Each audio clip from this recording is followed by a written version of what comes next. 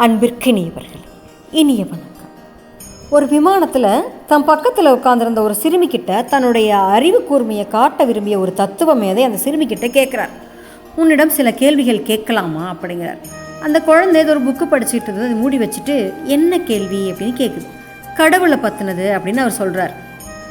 கடவுள், நரகம், சொர்க்கம், புண்ணியம், பாவம் என எதுவும் கிடையாது. உடலோடு இருக்கும் வரை உயிர், இறந்த பிறகு என்ன தெரியுமா அப்படின்னு கேட்டாராம்.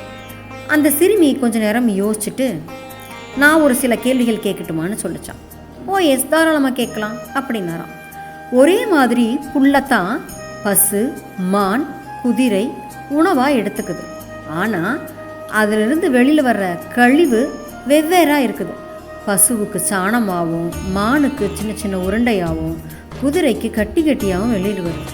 ஏன் அப்படி அப்படின்னு கேட்டாலாம். தத்துவவாதி இந்த மாதிரி கேள்வியை எதிர்பார்க்கவே இல்லைங்களாம். திகச்சு போயிட்டாருங்களாம். தெரியலையே அப்படின்னு சொன்னாராம்.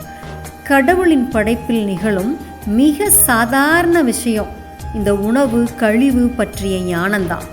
இதுவே நம்மக்கிட்ட சரியாக இல்லாத போது நீங்கள் கடவுள், சொர்க்கம், நரகம் பற்றியும் இறப்புக்கு பின்னாடி என்ன நடக்க போகுது, எங்கே போக போகிறோங்கிற விஷயத்தை பற்றியும் பேசுகிறீங்களே அப்படின்னு கேட்டுச்சான் அந்த குழந்தை. சிறுமியோட இந்த புத்திசாலித்தனமான இந்த கேள்விக்கு தத்துவ மேதை அப்படியே தலை தொங்கி போய் வாயடைச்சு போயிட்டாருங்க. நம்மள பல பேர் இப்படி தாங்க, தனக்கு எல்லாம் தெரியும் அப்படிங்கிற அந்த அகங்காரத்தோடு மற்றவங்களை மட்டம் தட்டி தாங்க பேசுவாங்க.